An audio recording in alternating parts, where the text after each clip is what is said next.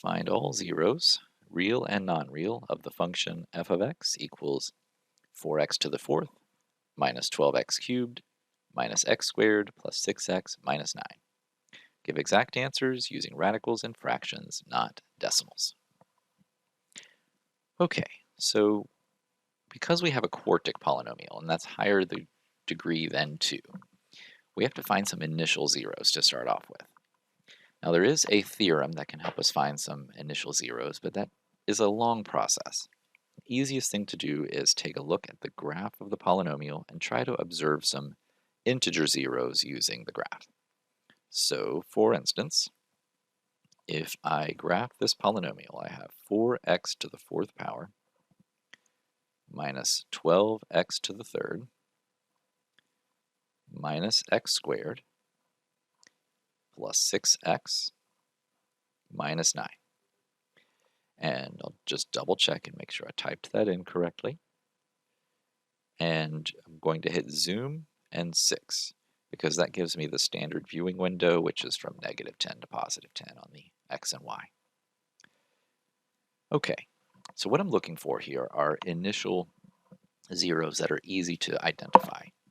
So I think I have two of them here. I think I have -1, whoops, -1 and +3. So to be sure of that, what we need to do is use synthetic division. So far, I'm pretty sure I have the zeros -1 and +3. So let's start with the -1 and factor it out of the quartic polynomial. So that would leave 4, -12, -1, 6, and -9 as my coefficients. I bring the 4 down. 4 times -1 is -4. Add this column to -16. Those multiplied give me +16. That adds up to 15. 15 times -1 is -15. This adds up to -9. These multiply to +9, and we get 0, which is great because we have a, that tells me that this really was a 0 of the polynomial. Now, what's happened is I have factored out the original quartic polynomial into x plus 1, which is this 0 as a factor, times these coefficients, starting with x cubed, so 4x cubed minus 16x squared plus 15x minus 9. So the remaining zeros can be identified by finding the zeros of this cubic. Well, it just so happens that if this 0 here was a 0 of the original polynomial, it's still going to be a 0 of this cubic. So I will take the 3 into the new set of coefficients and factor those out. So we'll bring the 4 down. 4 times 3 is 12. This adds up to -4. -4 times 3 is -12. This adds up to +3. Those multiply to 9. And this column adds up to 0. So similarly, I now have the 4x plus 3 and so forth factored into the 0 x minus 3 times 4x squared minus 4x plus 3, which are these coefficients expressed as a quadratic. Now, if I had factored out 3 first and then the -1, that would have been perfectly fine. I would have had a different polynomial here probably, but I still would have ended up with the same result at this point. And my job at this point is to figure out what the zeros are of this remaining polynomial, which is quadratic. We have lots of different things to handle quadratics. Generally, I like to use the process of completing the square, but in this case, it looks like it might be a little bit easier to use the quadratic formula, so I'll switch up and use that.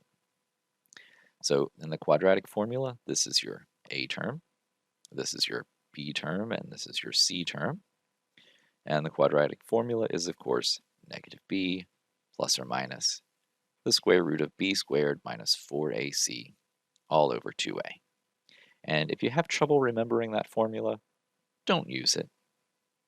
If you start with the wrong formula, there's nothing more uh, certain to guarantee you the wrong answers than using the wrong formula to start with. So b squared is 16.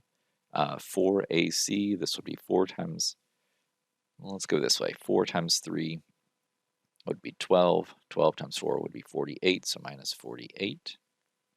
All over 2 times a, so all over 8. So 4 plus or minus 16 minus 48 is negative 32. That's over 8. We do need to simplify this as much as possible. 32 is not a perfect square, but let's see. 4 times 8 is, and 8 also has a perfect square, so in fact 16 times 2. All right, so 16 is, so I can express this as, bring out the negative under the square root as I, and then 16 times 2, I can bring the 4, I can take the 16 out of the square root by making it 4 root 2. And now there is a common factor of 4 in each of these terms. 4, 4, n leaves me a 2 there. So this reduces n to 1 plus or minus I square root of 2 all over 2. So all of my zeros then are negative 1, 3, and 1 plus or minus I square root of 2 over 2.